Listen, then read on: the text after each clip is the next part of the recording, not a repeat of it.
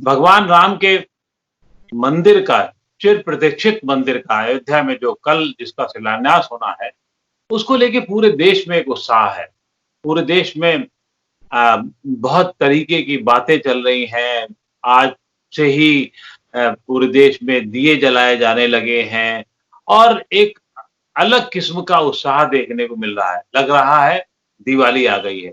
लेकिन इस बीच में कुछ ऐसी बातें भी हो रही हैं, जिससे कुछ विघ्न की बातें समझ में आ रही हैं। स्वामी स्वरूपानंद सरस्वती समेत कई और ज्योतिषियों का मानना है कि जिस समय प्रधानमंत्री वहाँ का शिलान्यास करेंगे, वहाँ पर वो कोई बहुत अच्छा मुहूर्त नहीं है।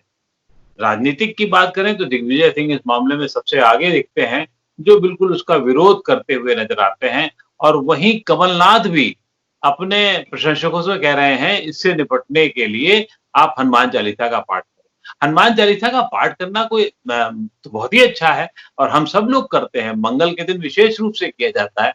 लेकिन विरोध के साथ कि मैं पहली बार सुन रहा हूँ कि विरोध करना है, तो हनुमान चालीसा का पाठ किया जाए। इस पूरे प्रकरण पे हम बात करने के लिए हमारे साथ एक बार फिर मनीषा आहूजा जी हैं, जो बहुत ही विज्ञ एस्ट्रोलॉजर हैं, जानकार हैं और खास तौर से वैज्ञानिक दृष्टि से चीज़ों को समझने की कोशिश करती हैं। मनीषा जी, बहुत-बहुत आभार आपका कि आपने नवोदय टाइम्स पंजाब केसरी से बात करने के लिए समय निकाला। ये जी। जब मंदिर बन रहा है, तो इस मंदिर को बनने में के दौरान या उसके पहले जो बाधाओं की बात की जा रही है, क्या है उसकी सच्चाई? क्या है? आपको क्या लगता है? आपका क्या ज्ञान कहता है? आपकी क्या गणित कहती है? जी। देखिए, इसको मैं थोड़ा-सा पहले से शुरू करूँगी और ये कहूँगी कि 1885 में रघुबीर दास जी ने इस लीगल एक्शन की शुरुआत करी थी कि मतलब यहाँ राम मंदिर होना चाहिए। 1528 की ये डिमोलिशन है इस मंदिर की। 135 साल लगे हैं हमें अपने ही देश में, जो कि एक जहां राम पूजे जाते हैं एक अवतार के रूप में, हमें 135 साल लगे ये बताने में कि ये स्थान है राम का और ये आस्था का एक बड़ा ही मुद्दा है और हमें 135 साल लगे इसे सेटल करने में, जहां जिसमें जाने कितने ही साधुओं ने अपने और कितने ही लोगों ने अपने प्राण त्यागे। एक और विषय है यहाँ पर जहां पर मुझे याद आता है 1990 में जब अक्टूबर में एल.के. आडवाणी ने रथ यात्रा निकाली तो लालू प्रसाद यादव ने उस रथ यात्रा को रोका और एल.के. आडवाणी को जेल में भेजा। और आज 4 अगस्त है, कल शिलान्यास है, 5 अगस्त को एल.के. आडवाणी वहां होंगे और लालू प्रसाद जेल में है। कांग्रेस लेड यूपीए ने सुप्रीम कोर्ट में ये याचिका दायर की थी कि राम सेतु नाम की कोई चीज है ही नहीं। कपिल सिब्बल ने 2007 में ये कहा था it is an imaginative thing. जी। मगर उसके 10 साल बाद 2017 में गूगल अर्थ ने दिखाया और नासा ने कहा कि oh there is something called an this is not an Adam's Bridge, ये मैनमेड भी हो सकता है और गूगल अर्थ तो उसकी पिक्चर्स दिखाता है। तब Congress and Kapil Sibal have nothing to say about it. एक देश में जो आस्था का विषय है, कांग्रेस ने तो उसे बहुत साल पहले ही बता दिया था कि वो इमेजिनरी है। उन्होंने कहा वाल्मीकि रामायण में राम सेतु का वर्णन है और ये तो सब इमेजिनेटिव है, ये सब इमेजिनेटिव है, हमारा धर्म हमारा शास्त्र सब इमेजिनेटिव है। अगर कांग्रेस ये बता रही है तो फिर कांग्रेस का जो एक कांग्रेस सपोर्टर है, ये गोखले जो एक एक्टिविस्ट है but he is a supporter of the Congress, इन्होंने तो अब प्रॉब्लम दिखाई दी है कि मतलब नहीं होनी चाहिए भूमि पूजन। So I don't want to know कि कमलनाथ और बाकी सब तो इसमें ये तो एक पॉलिटिकल मुद्दा है उनका कि इसे हमने नहीं सही ढंग से होने देना, क्योंकि ये तो सुप्रीम कोर्ट की एक याचिका दायर की थी बहुत साल पहले और कहा था राम सेतु नहीं है, तो ये तो वहां से चलता आ रहा है ना, आज की बात नहीं है कि कांग्रेस इसके विरोध में है। ये तो बहुत साल पुराना, हमारे शास्त्र को ही निगेट कर देना, उसे माइथोलॉजी बता देना, ये तो मतलब पुराना एक वो कहते हैं ना आइडियोलॉजी है कांग्रेस। और ये मैं अप्रिशिएट नहीं करती क्योंकि मैं तो इस शास्त्र को, इस धर्म को मानती हूं, और इसमें मानना ना मानने की बात नहीं है। जो सत्य है वो तो है। आप आंखें बंद कर लेंगे तो सत्य तो अपना रूप नहीं बदल लेगा, वो तो रहेगा। एनीवे, अब जैसा कि मैंने आपको कहा 135 साल बीत चुके हैं और अब ये कहानी फिर से जोर पकड़ चुकी है। और नवंबर 9 2019 को तो इसका वर्डिक्ट आ गया था। अब जब वो वर्डिक्ट आया था तब ग्रह चाल क्या कह रही थी? 9 नवंबर 2019 को जब वर्डिक्ट आया था तो ग्रह चाल क्या कहती है? मेरे ज्योतिष गुरु के.एन. राव जी की एक बहुत पुरानी रिसर्च है और उन्होंने बहुत काम किया है राम मंदिर पर, कि वर्डिक्ट से पहले कि किस तरीके से क्या ग्रह नक्षत्र किस तरीके से चल रहे हैं और आने वाला समय क्या इस मंदिर निर्माण को दिखा रहा है। उनका बहुत रिसर्च रहा है इसमें। अब जब बृहस्पति और सूर्य धनु और सिंह को पकड़ते हैं तो मंदिर का कार्य निर्माण, किसी भी मंदिर का कार्य, किसी बड़े मंदिर का कार्य निर्माण जोर पकड़ता है। जब 9 नवंबर 2019 को ये वर्डिक्ट आया तो बृहस्पति धनु में आ चुका था और सिंह को बृहस्पति की दृष्टि थी। सिंह राशि पे नवम दृष्टि से बृहस्पति ने देखा था। अगस्त में जब ये हियरिंग शुरू हुई थी तो बृहस्पति वृश्चिक राशि में वक्री थे, और क्योंकि जब वक्री से हम एक घर पहले से दृष्टि देखते हैं तो तुला से बृहस्पति की कुंभ राशि पर दृष्टि थी, इसलिए वर्डिक्ट पॉजिटिव ही आना था। अब अगर आप देखें, कल बृहस्पति वक्री होकर, मकर में बृहस्पति थे, वक्री होकर धनु में आए और 30 जून को धनु में बृहस्पति का रेट्रोग्रेशन यानी कि वक्री होकर प्रवेश हुआ। और आज भी इस 30 जून से लेकर अब मिड सितंबर तक, रादर 20 नवंबर तक, क्योंकि 20 नवंबर के बाद ही बृहस्पति मकर में वापस जाएंगे, मिड सितंबर में वक्री से मार्गी होंगे। अभी भी बृहस्पति धनु में है और यहां से दृष्टि सिंह को जा रही है, और कल के दिन चंद्रमा भी कुंभ राशि में है और सिंह को देख रहा है। तो बृहस्पति और चंद्रमा का दोनों का कुंभ और सिंह से कनेक्शन आ रहा है। तो अब मुहूर्त एक बात है, मगर जो इवेंट्स दिख रहे हैं होते हुए उनको तो बदला नहीं जा सकता, पहला पॉइंट। अब हम मुहूर्त देखते हैं कल का। 12:15 बजे का ये मुहूर्त है, 5 अगस्त का, द्वितीया तिथि है, अभिजीत मुहूर्त है। ये सबसे बड़ी बात है। तुला लग्न उठ रहा है, और अब यहां पर मैं थोड़ा सा टेक्निकल बताऊंगी। तुला लग्न उठ रहा है, लग्नेश शुक्र नवम में जाकर स्थित हैं राहु केतु के अक्ष में। शुक्र नवम भाव में बैठे हैं और बृहस्पति तृतीय भाव से, धनु से इस नवम घर को देख रहे हैं। तो मंदिर तो बहुत भव्य बनने वाला है, ये आप जान लीजिए। मगर नवमेश बुध दशम स्थान में बैठे हैं एकादशेश सूर्य के साथ, और इन पर चतुर्थेश शनि, वक्री शनि की दृष्टि है। ये एक पॉलिटिकल ऑपोजिशन को दिखाता है, एक पॉलिटिकल ऑपोजिशन बनी रहेगी, क्योंकि मुहूर्त को सिर्फ अच्छा बुरा ऐसे नहीं पढ़ते। मुहूर्त से तो बहुत कुछ देख लिया जाता है आने वाले समय के बारे में। हम एक चीफ मिनिस्टर की शपथ ग्रहण की कुंडली से यह बता सकते हैं कि आने वाले 5 साल कैसे रहेंगे। जैसे कि उद्धव ठाकरे की शपथ ग्रहण की कुंडली से बताया जा सकता है कि वो ये टर्म कंप्लीट नहीं करेंगे।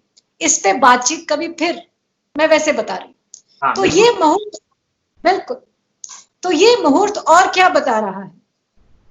इसमें इस तुला लग्न की कुंडली में मंगल द्वितीयेश और सप्तमेश होकर छठे भाव में बैठे हैं। चलिए कोई बात नहीं, मगर छठे भाव से ये मंगल अपनी चौथी दृष्टि से नवम भाव को देख रहे हैं, और लग्नेश शुक्र वहां बैठा है उसको देख रहे हैं। षष्ठेश बृहस्पति भी इस शुक्र को देख रहा है तृतीय भाव से। तो यहां पर एक वायलेंट अटैक का एक योग आता है। एक अटैक हो सकता है जो कि एक बात कह रही है। बिल्कुल। और इसे कई बार क्या होता है, ये मुहूर्त तो एक स्कीम ऑफ थिंग्स में आने वाली चीजों में एक पॉइंट है, मगर देश की कुंडली बहुत कुछ और दिखा रही है। देश की कुंडली में वायलेंस का योग सितंबर मिड से उठ रहा है और ये मंदिर अब आ रहा है। तो ये सिर्फ एक मुहूर्त नहीं है, यहां बहुत सारी और चीजें एक साथ काम करती हैं और कारगर होती हैं। तो एक अटैक तो दिख रहा है जो कि, excuse me for saying this, पर एक टेररिस्ट अटैक हो सकता है। मगर मंदिर बन रहा है और मंदिर भव्य बनेगा, ये आप जान लीजिए। ये दोनों चीजें तो होनी ही है, दिख रही हैं, मुहूर्त में भी आ रही हैं और हिंदुस्तान की कुंडली में भी आ रही हैं कि ऑपोजिशन होगी और एक अटैक बन रहा है, मगर मंदिर भव्य है। अभी बृहस्पति वक्री होकर धनु में आए हैं, बृहस्पति मकर में आएंगे, उसके बाद कुंभ राशि में प्रवेश कर जाएंगे।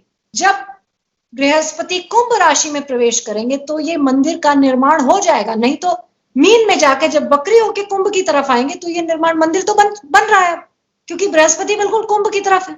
और जो मैंने आपको बताया, बृहस्पति का सिंह से कनेक्शन, चंद्रमा का भी कुंभ और सिंह राशि से कनेक्शन, ये मंदिर को दर्शा रहा है।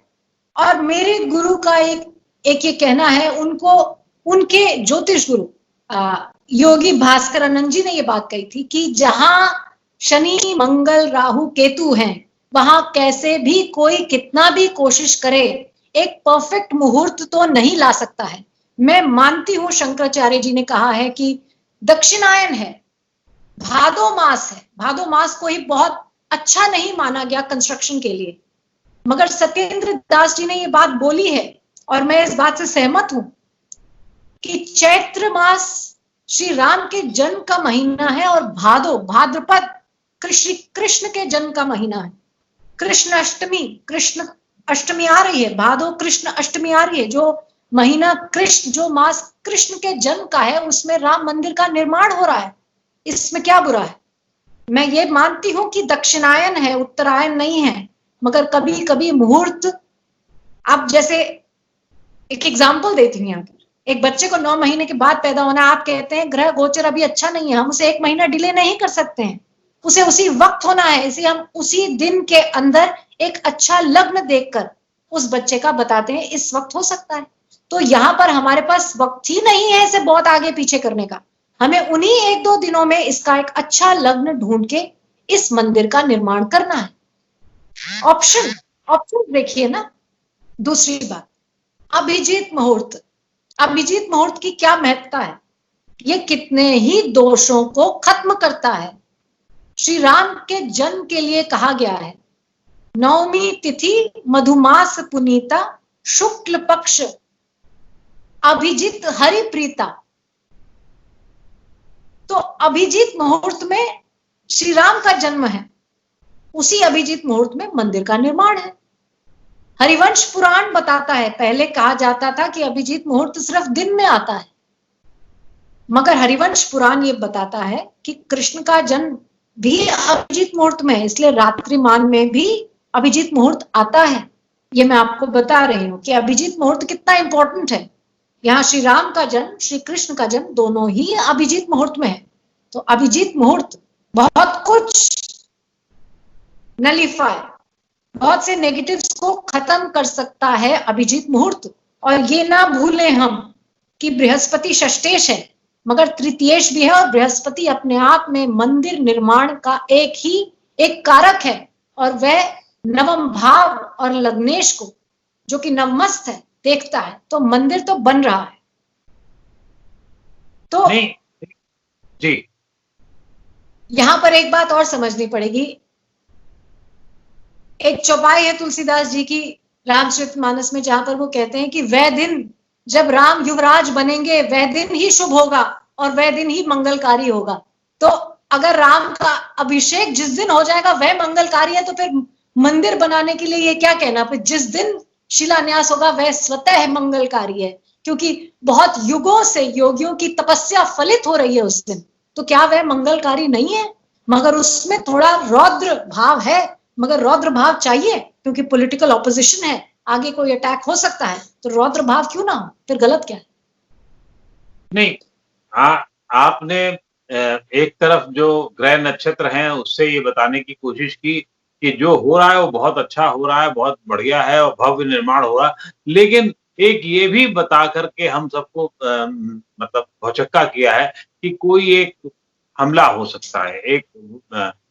तो क्या ऐसे में इस अभिजीत मुहूर्त भी हो रहा है, दूसरी तरफ एक ये भी बात है, अभिजीत मुहूर्त में जो आप कह रही हैं कि कोई भी काम किया जाता है वो शुभ हो जाता है। मंदिर पूर्ण होगा, मंदिर पूर्ण होगा, ये अभिजीत मुहूर्त की ब्यूटी रहेगी। और आप मेरी ये बात मैं आज कह रही हूँ, ये मंदिर पूर्ण होगा, ये अभिजीत मुहूर्त कराएगा, ये मंदिर पूर्ण नहीं, होगा, अटैक और नो अटैक ये पार नहीं, करेगा उसे, मंदिर स्थापित होगा। मैं मान ले रहा हूँ कि मंदिर तो खैर पूर्ण होना ही है, लेकिन ये जो दुर्घटना जिसका यहाँ पर मैं एक और बात कहती हूँ, जी, ये बात याद रखिए कि मुहूर्त अपने आप में कोई स्टैंड अलोन ब्यूटी नहीं है, कोई अचानक से एक चीज उठ जाए और ये मुहूर्त है, ऐसा नहीं होता।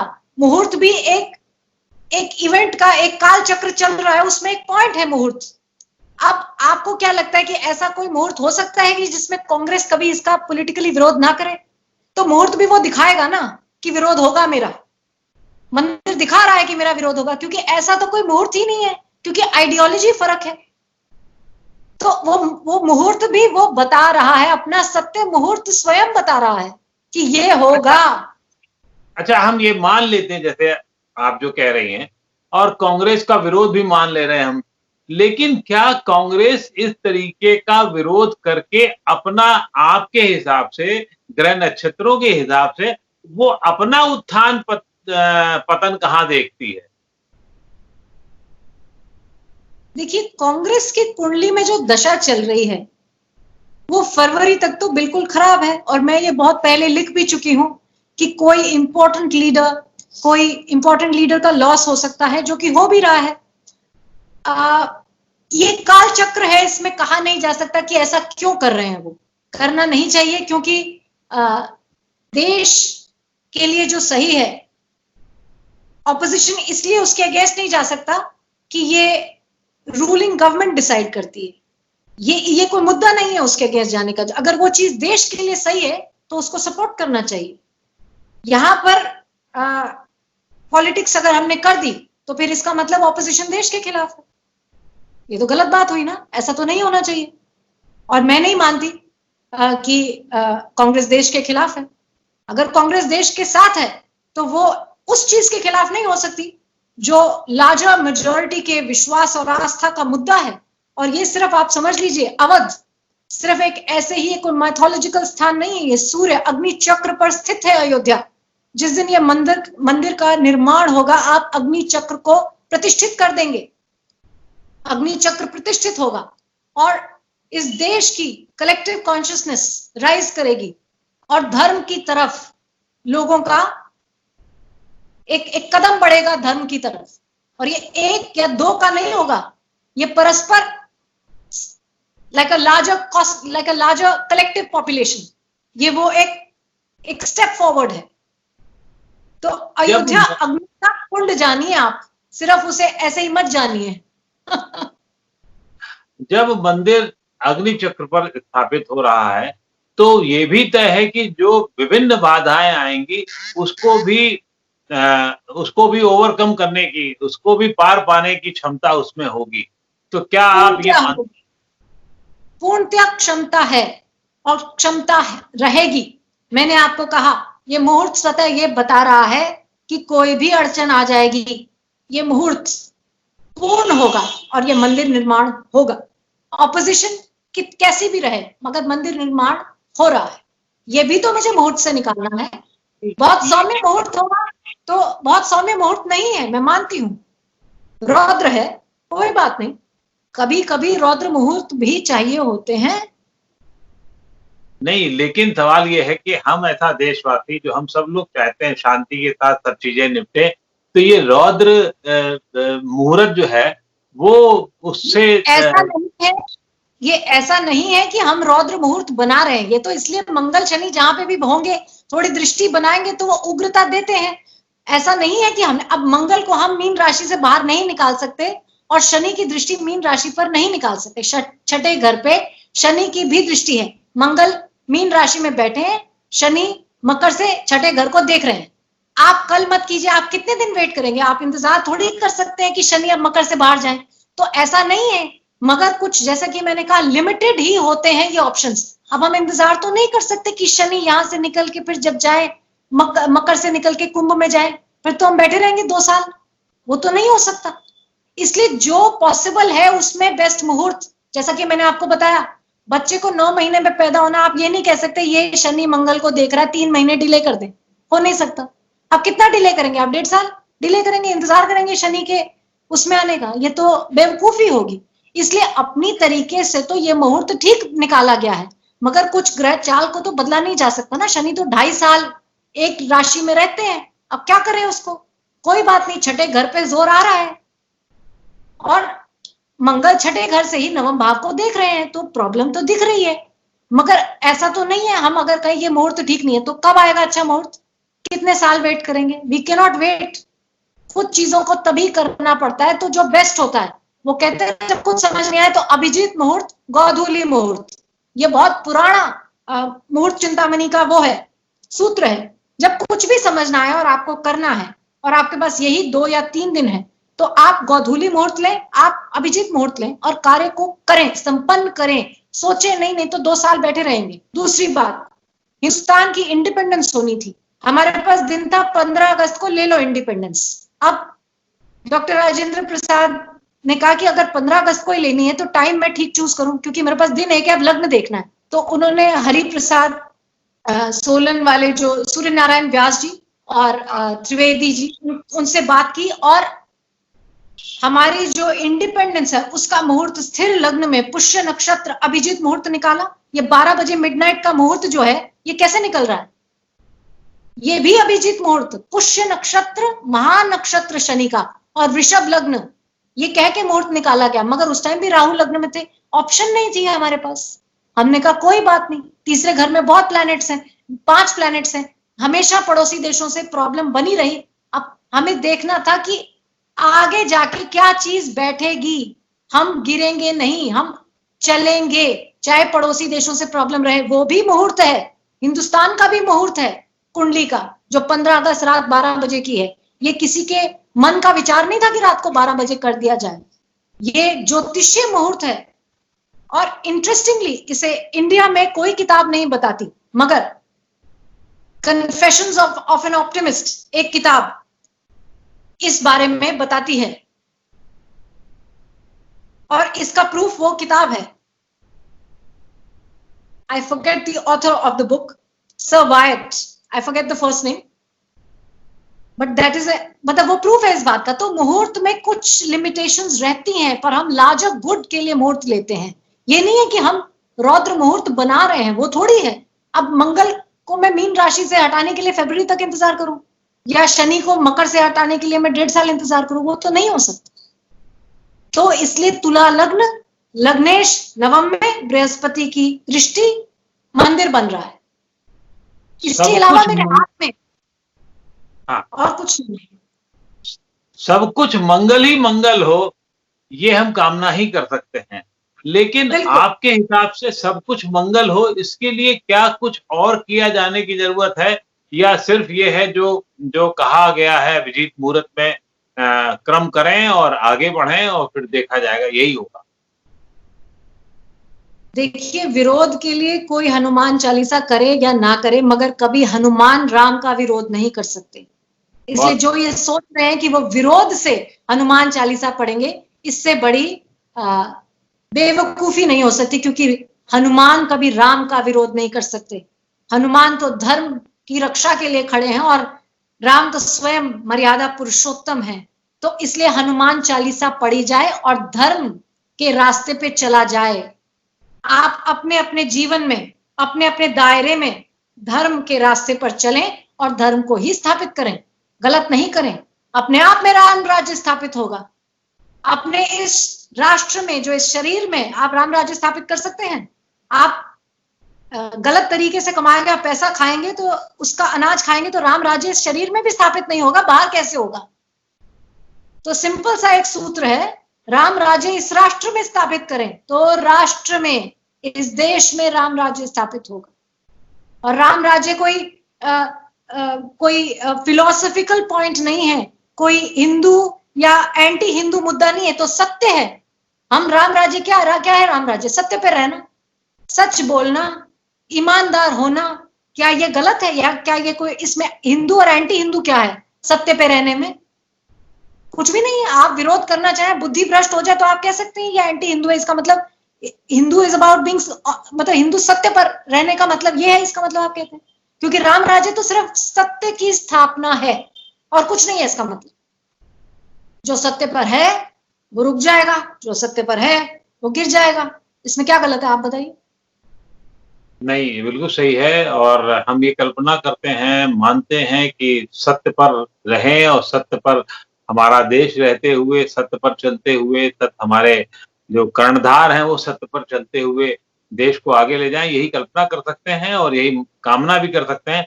सब कुछ अच्छे होने की कामना के साथ आपका बहुत-बहुत आभार कि आपने कुछ ऐसी बातें बताई और खास तौर से देश के लिए और अयोध्या को देखते हुए। आप कुछ और बताना चाहती हैं इस बारे में?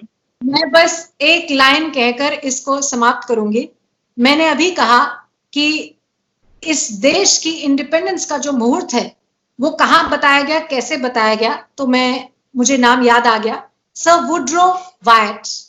किताब का नाम है कन्फेशंस ऑफ एन ऑप्टिमिस्ट और इसमें उन्होंने लिखा है कि कैसे डॉक्टर राजेंद्र प्रसाद दोनों एस्ट्रोलॉजर्स, स्कॉलर एस्ट्रोलॉजर्स के पास गए और कैसे ये मुहूर्त बताया गया, मगर इंडिया में ये किसी किताब में क्रॉनिकल्ड नहीं है। कितनी शर्म की बात है कि हमने अपनी ही देश की इतनी बड़ी बात कि इंडिपेंडेंस ही ज्योतिषीय आधार पर लिया गया है, छुपाई।